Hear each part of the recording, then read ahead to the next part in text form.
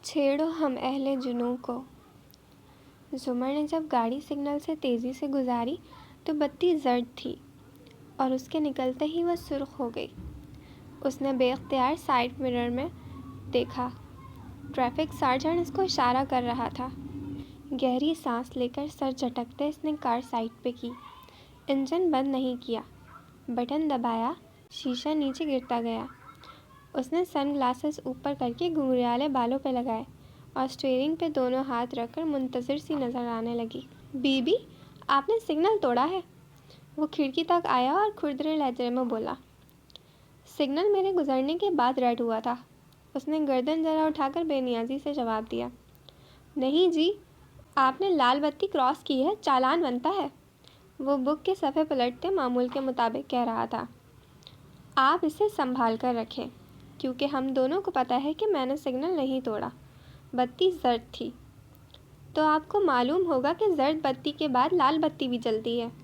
आपको नहीं गुजरना चाहिए था। वो कलम खोल रहा था। फिर आपको भी मालूम होगा कि आपके सिग्नल का टाइमर ख़राब पड़ा है। उसने सिग्नल की जानिब इशारा किया। तो मुझे कैसे पता चलेगा कि कितने सेकंड बाद बत्ती सुर्ख होनी है? बीबी, आप बहस क्यों कर रही हैं? चालान दें और जाएं। वो उकता कर बोला। जुमर ने इस बात में गर्दन हिलाई, चाबी घुमाई और कार बंद कर दी। फिर सर उठाकर इसे देखा। मैं तो चालान नहीं दूंगी, क्योंकि मेरी गलती नहीं है। और ऑफिसर, आप मुझसे ऊंची आवाज़ में काफ़ी बदतमीज़ी से बात कर रहे हैं। इसलिए मैं करूँगी ये कि मैं कार इधर साइड पे लगाऊंगी, फिर डिस्ट्रिक्ट बार फ़ोन करूँगी।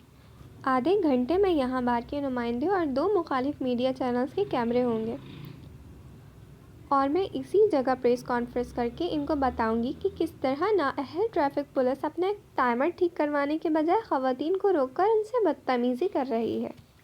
और जब सारा मीडिया आईजी ट्रैफिक को लाइन पे लेकर इनकी कारकर्दगी पे सवाल उठाएगा तो वो यकीनन सबसे पहले इस ऑफिसर का नाम जानना चाहेंगे जिसने खातून को गलत रोककर न सिर्फ इसे समात पे वक्त पहुंचने से भी रोका, क्योंकि मैं डिस्ट्रिक्ट प्रोसिक्यूटर जुमर यूसुफ हूँ और अगर मैं 5 मिनट भी लेट हुई और इससे केस पे ज़रा सा भी असर पड़ा तो मैं इस अमर को यकीनी बनाऊंगी कि आप अपनी ज़िंदगी के अगले 5 साल अदालत के धक्के खाते हुए गुजारेंगे। मैं जिन लोगों से रोज़ाना डील करती हूँ वो कातिल, चोर और रैपिस्ट होते हैं।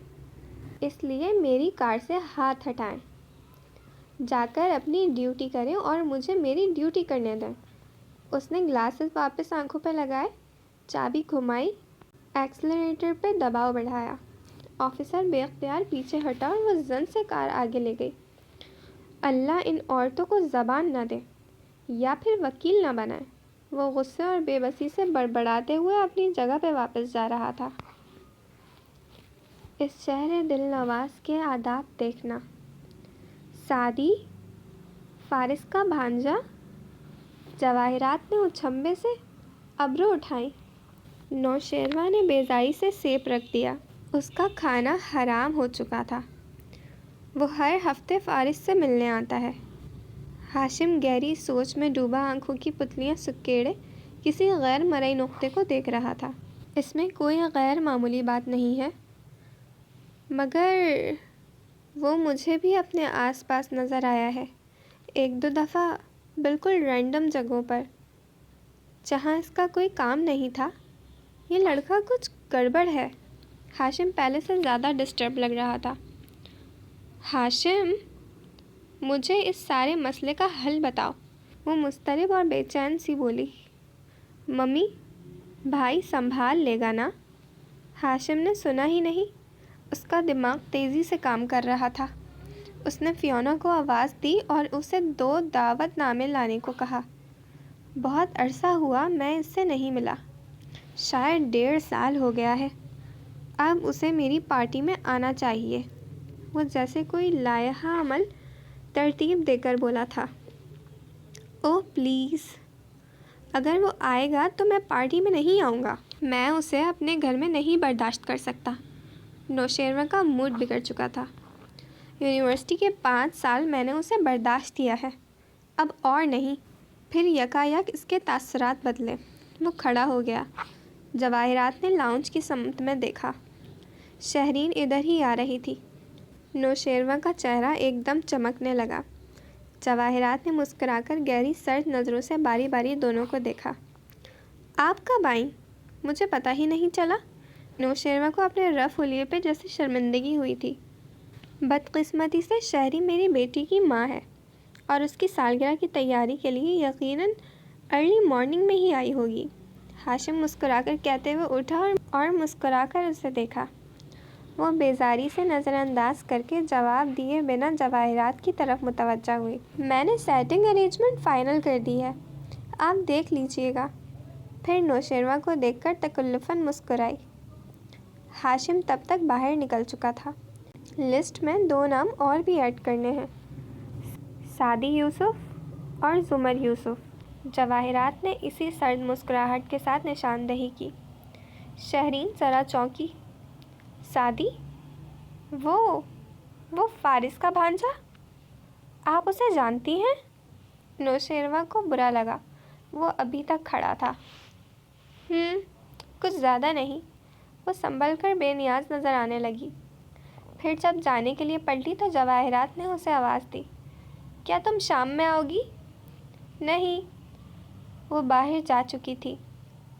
جواہرات نے مسکرا کر نوشیروہ کو دیکھا اور نزاکت سے ایئرنگ پہ انگلی پھیرتے ہوئے بولی، وہ ایک دن میں بھی دوسری دفعہ اس کے گھر میں آنا پسند نہیں کرتی۔ نوشیروہ چونکا، پھر خفیف سا سر جھٹکا اور کھڑا ہو گیا۔ یہ سعدی لوگوں کا ریسٹورنٹ وہی ہے نا؟ بات بدلنے کو اس نے پوچھا یا پھر وہ واقعی اسی نہج پہ سوچ رہا تھا؟ جواہرات نے شانے اچکا کر گلاس لبوں سے لگا لیا۔ ہوا کی زد پہ 2 ایک چراغ روشن ہے۔ صبح ابھی تازہ تھی اور سفیدی سنہرے پن میں نہیں بدلی تھی۔ کاردارز کے گھر گو کہ ناشتہ ختم ہو چکا تھا۔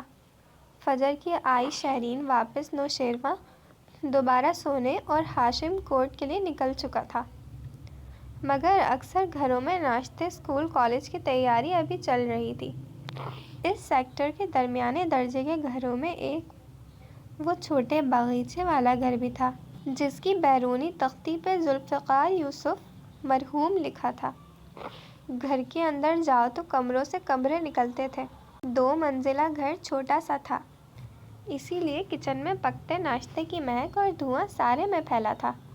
ایک فربہی مائل خاتون پراٹھا توے پہ پلٹتے ہوئے غصے سے زور زور سے آوازیں بھی دیے جا رہی تھی، اسامہ، حنین، اٹھ جاؤ، وین آنے والی ہے۔ کیا امی، میں کب کا تیار بھی ہو چکا ہوں، ایک 13 برس کے لڑکے نے ناراضی سے کہتے کچن میں جھانکا۔ وہ یونیفارم میں ملبوس تھا اور برش سے گیلے بال سنوار رہا تھا۔ اس کے بال گہرے بھورے اور گھنگریالے تھے، اپنی پھپھو زمر کی طرح۔ ندرت نے عجلت میں مڑ کر اسے دیکھا۔ اچھا شاباش، اور حنین کدھر ہے؟ کٹو بیگم ابھی تک سو رہی ہے۔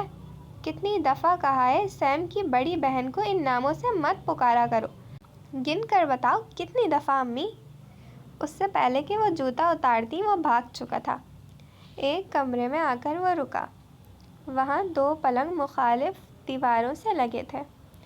ایک کی سائڈ پہ اسامہ کا بیگ رکھا تھا، دوسرے پہ لحاف منہ تک لیے وہ سو رہی تھی۔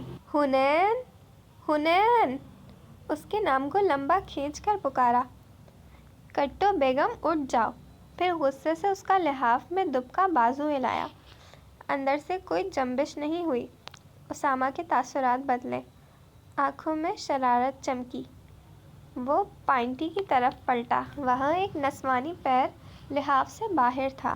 اس نے 2 انگلیوں سے پیر کے نیچے گدگدی کی، پیر تیزی سے اندر کھینچا گیا، ساتھ ہی لحاف اتار کر وہ دہاڑی، بدتمیز، الو، میں تمہیں چھوڑوں گی نہیں۔ جھک کر بیٹھ کے آس پاس جوتا تلاش کیا، مگر وہ بھاگ کر چوکھٹ کے باہر چھپ گیا تھا۔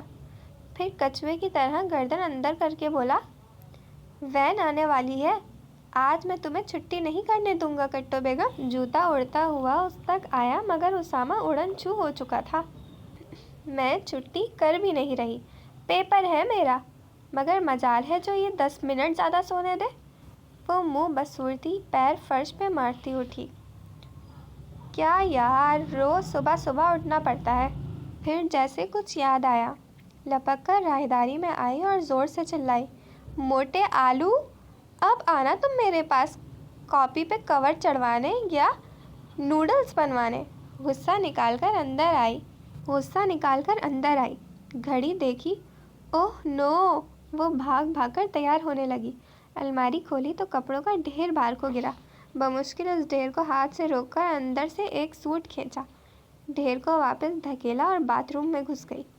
باہر آئی تو جلدی جلدی جوتے پالش کیے، کپڑے کوئی خاص استری نہ تھے، ساتھ ساتھ امی کی صلواتیں۔ کتنی دفعہ کہا ہے کہ رات کو کام کر کے رکھا کرو، جس دن میں نہ کروں تو تم دونوں کوئی کام نہیں کرو گے۔ وہ راہداری کے سرے پہ گول میز پہ ناشتہ رکھتے افراتفری میں ڈانٹ بھی رہی تھی۔ ایک میرا سادی ہے، کبھی مجھے تنگ نہیں کیا، بغیر کہے ہر کام کرتا ہے۔ وہ جو زمین پہ بیٹھی جوتے پالش کر رہی تھی ایک دم رکی۔ امی، بھائی کہاں ہے؟ ریسٹورنٹ پہ ہے، آج کل آفس سے چھٹی لے رکھی ہے، مگر فجر کے بعد آفس کا کام لے کر ریسٹورنٹ چلا جاتا ہے۔ کالونی کی مسجد میں فجر بھی آج ہی اس نے پڑھائی تھی۔ امام صاحب بیمار ہے نا، اور ایک تم دونوں ہو، جس دن جوتے نہیں کھاؤ گے نماز کے لیے نہیں اٹھو گے۔ اللہ، بھائی بھی نا، چھٹی لے کر بھی کام کرنا نہیں چھوڑے گا۔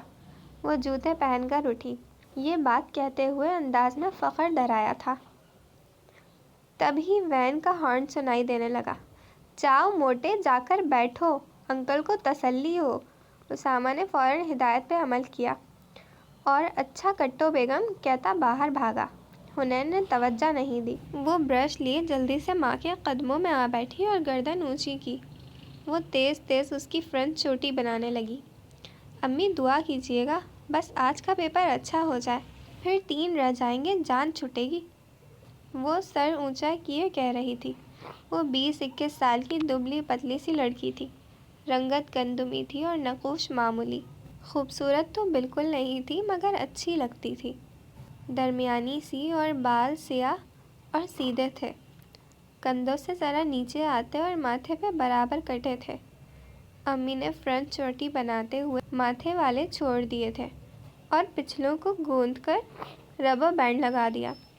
بیگ اٹھا کر دوپٹہ کندھے پر برابر کر کے باہر نکلتے نکلتے حنین نے ایک دم مڑ کر ندرت کو پکارا۔